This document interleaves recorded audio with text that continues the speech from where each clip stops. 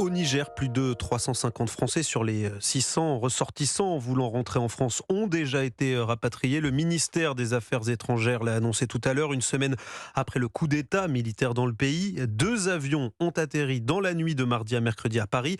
Bonsoir Mayalène Trémollet. Bonsoir Wilfried. Et les opérations d'évacuation sont toujours en cours. Oui, l'atterrissage d'un 3e avion A330 est prévu dans les heures qui viennent. Quant au 4e, encore à Niamey en milieu d'après-midi, il devrait arriver en France dans la nuit.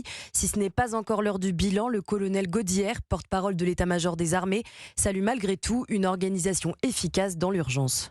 On peut déjà parler de réactivité dans des délais vraiment contraints. Il faut noter aussi la très bonne coordination de tous les acteurs et notamment entre les armées et le ministère de l'Europe et des Affaires étrangères.